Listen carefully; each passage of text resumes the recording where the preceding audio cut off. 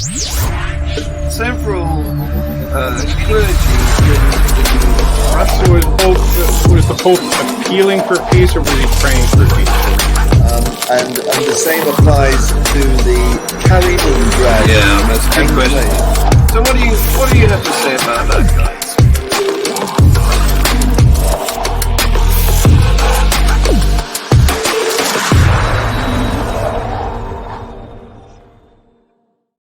Good morning, afternoon, evening, wherever you are.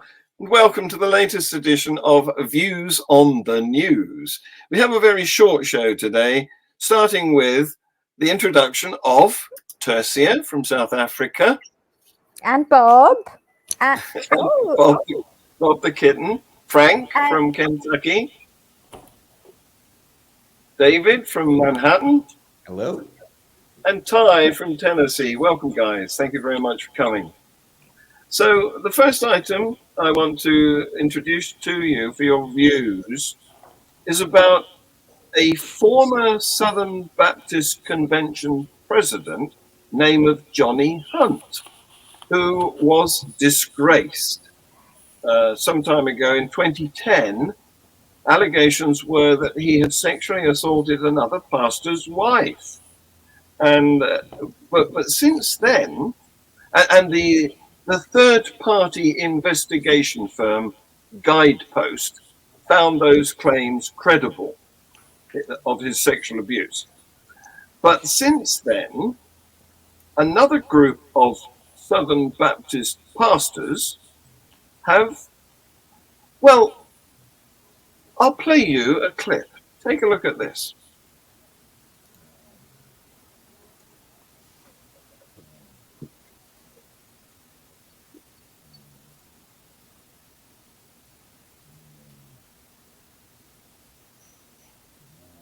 Hi, I'm Pastor Stephen Kyle, and I'm here with Pastors Benny Tate, Mark Hoover, and Mike Whitson.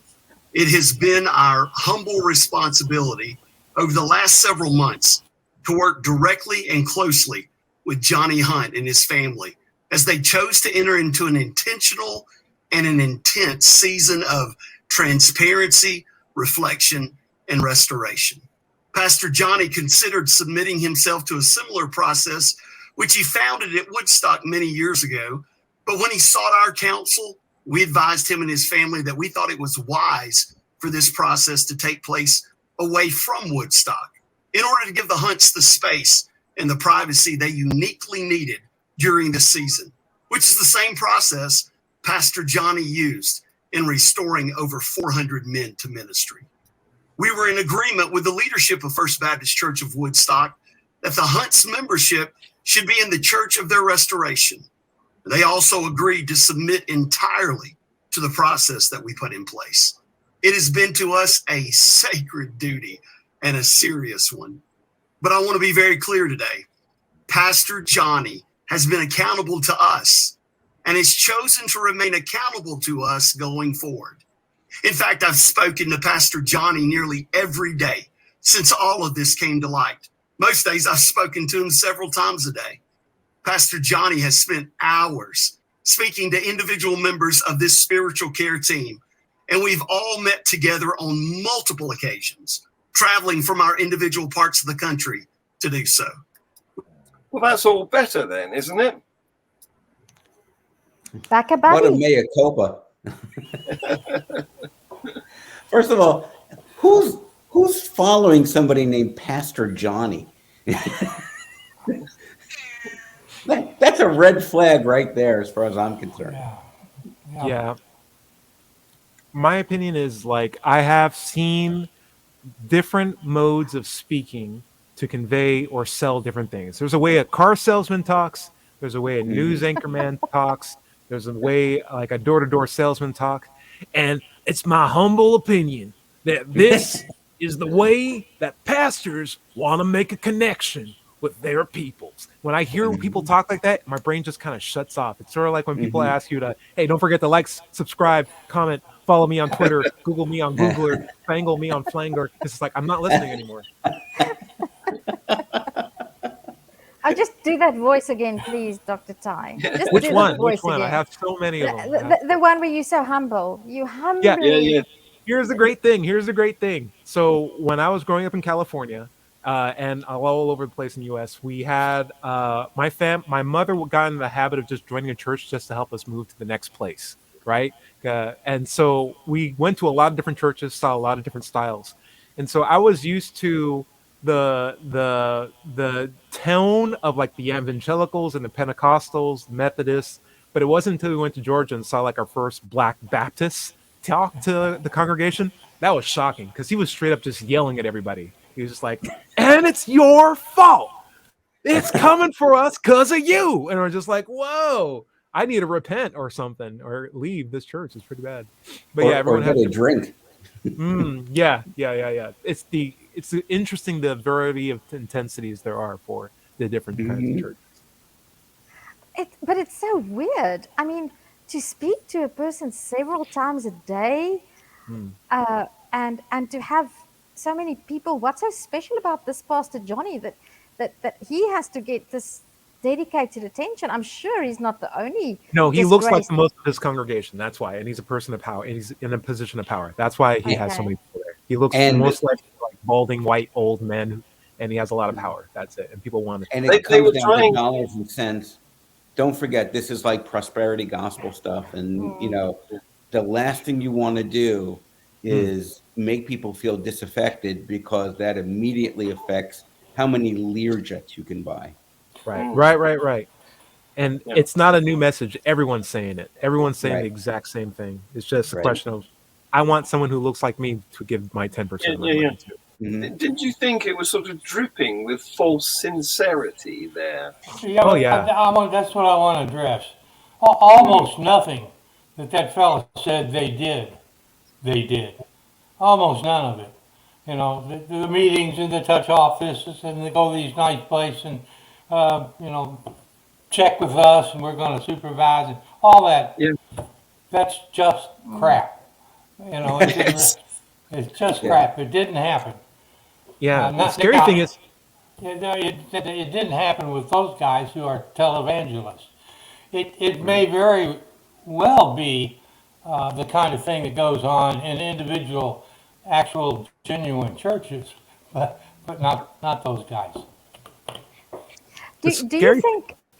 Sorry, Dr. Ty, I No, want you're to fine. ask. Do you think that this will, in the long run, increase the pastor's credibility because there's something about having fallen and then being forgiven and going through this process of redemption? Do you think it will actually increase his credibility? Maybe, but if he can cry on command, that'll help him the most. That'll get his credibility back. Yeah. If you're not familiar with American TV evangelists, look up some on YouTube. It's unique. I'm. Oh, bless you. We saw that. yeah, hopefully you didn't hear it. Yeah. No. The scary thing about that video is if you didn't know the context, it sounded like one of their pastors went out to vacation and was just going to be gone for a while. It's just like, he won't be with us this season, and everyone's smiling and it seems so calm, but it's so euphemistic, the actual context of the situation versus how it's presented. It's telling how they handle their congregation. Yeah. Well, I think you guys have seen through it. Yeah, the unfortunate thing is that believers don't, and this is the thing about a rational eye versus an eye based on faith. In some cases, at least, where there isn't repudiation or rejection because this person's supposed to be a moral figure and a moral authority. Clearly, they're failures. But again, this in the context of religion as business, boy, do they have to sell it like, as Ty said, that used car salesman. They've got to keep the customer on the hook because it's just as important. Otherwise, they don't eat. You've got light now, Tersia. Yes, the power came back on. Yes, The last. I want to say something else about this business about the pastor. I was listening to a podcast about changing people's minds, and the presenter, it was on the psychology podcast, and the presenter said that something that he learned in finding how to change people's minds was that there's this thing called social suicide. And if you're in a group, and if you have the type of personality profile where your social instincts is even stronger than the average humans, because we all have this instinct to be part of a social group, then to go against that group, people will literally rather die, even physically die, rather than sacrifice their social prestige, or and they don't have to be in the top ranks of the community. Just being part of that community and having a place in that community. If you say or do anything that shows that you criticize, especially the leadership, then it amounts to social suicide. And for some people, social suicide is worse Yeah. than actual death. And I think this is part of what happens here. Yeah, well, this is peer pressure and worship of authority, isn't it, being exhibited here? But those four guys, they formed some sort of a jury and carried out this internal investigation, and they think they can rub out the crimes, whatever they were, and elevate this one of their peers back into acceptance once more. And Are we to be honest, impressed? they will probably succeed at that. Yeah. You know, the The problem is members- that their guy got caught rubbing something out. No.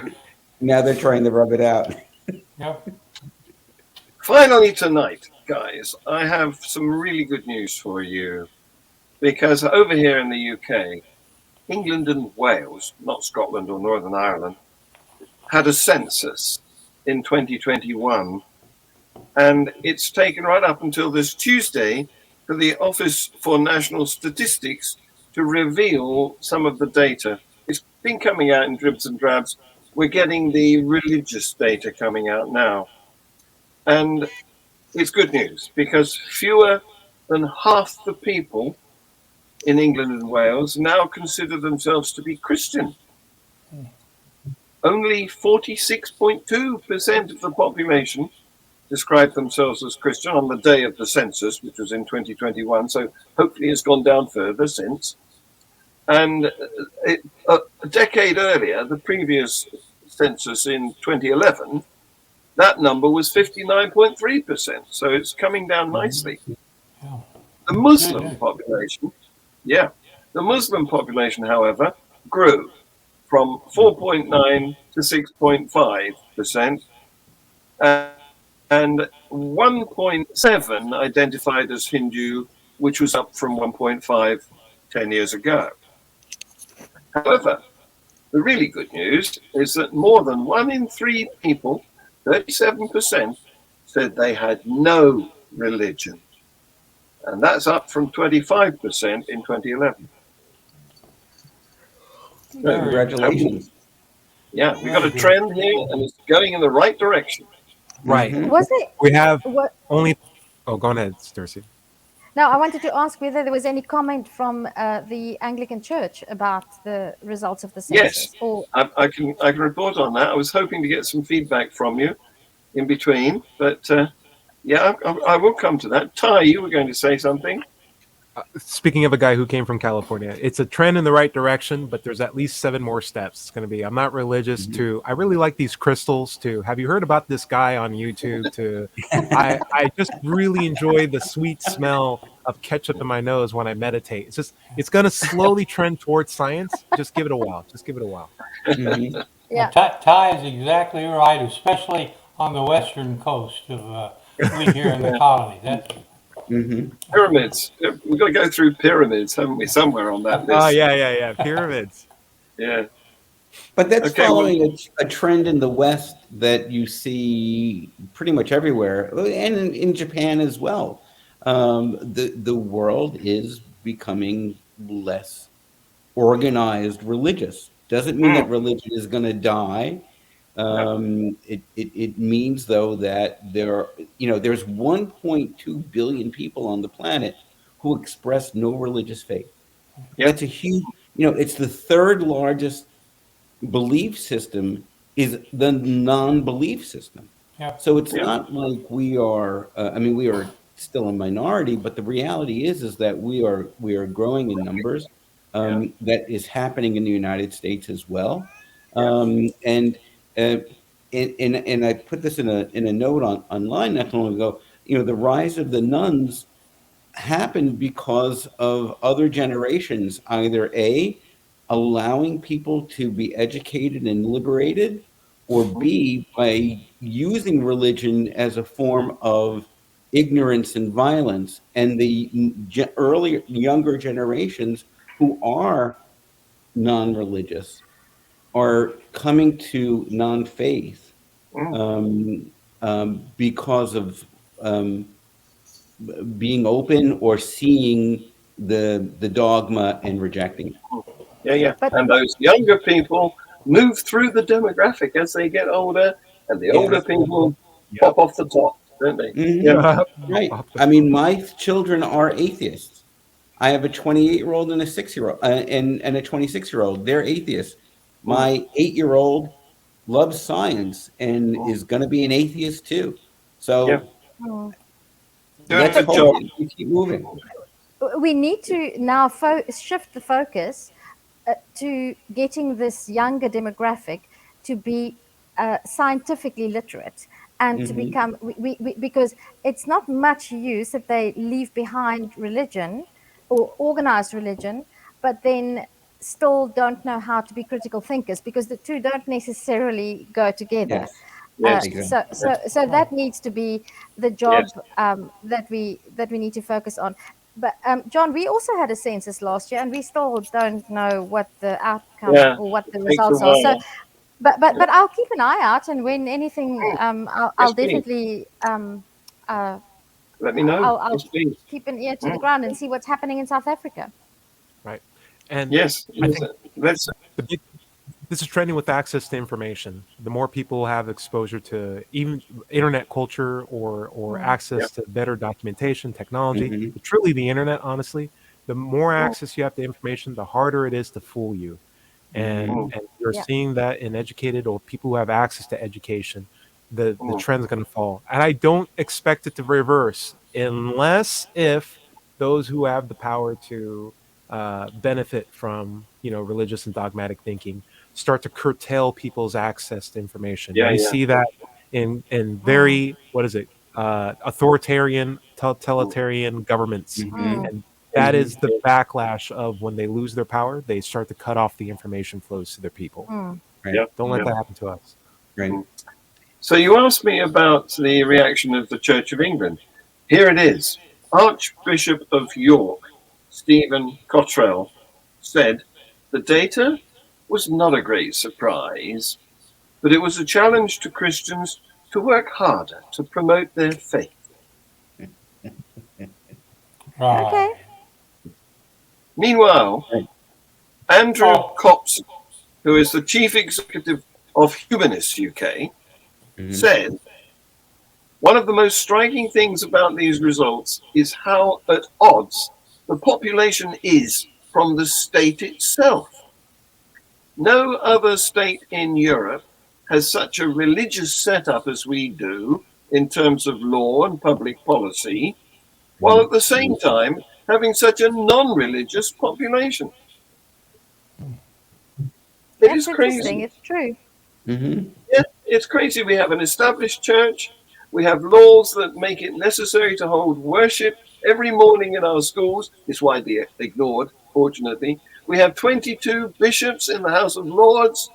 We have privileges for the Church of England all over the place, and yet we're mostly non-religious.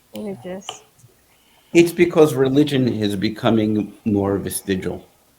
And, we haven't figured out culturally how to really put it yet. Okay. If you look at it from an anthropological point of view, as I tend to look at things, is that, some of us are screaming to the future by giving up these archaic beliefs and rituals and things like that. And there are some who will never, and there are some where they'll just become extinct on their own. But there's no one right way to get there. We're just seeing it happen in real time. You know, I won't be here in 50 years, but my guess is that the number of people who are successfully non-religious or don't hold a mythological belief, those numbers will continue to grow. I hope you're right. Yep. Yeah. Guys, thank you very much. You've been wonderful as usual. I'm going to call it a day there because we've done 20 minutes. And I think the shorter these things are, the more watched they're likely to be. It's great to make it right on time. Great. Okay. Thank you. John. Thank you, guys. John, Tersia. don't sound like a Baptist minister. Be careful. Oh, was I doing that? I was unawares of it. Just be careful. Okay. Bye. Right. Bye-bye. Bye-bye. Several clergy So was the Pope appealing for peace, or was he praying for peace? And the same applies to the carrying drag. that's a good question. So what do you have to say about that, guy?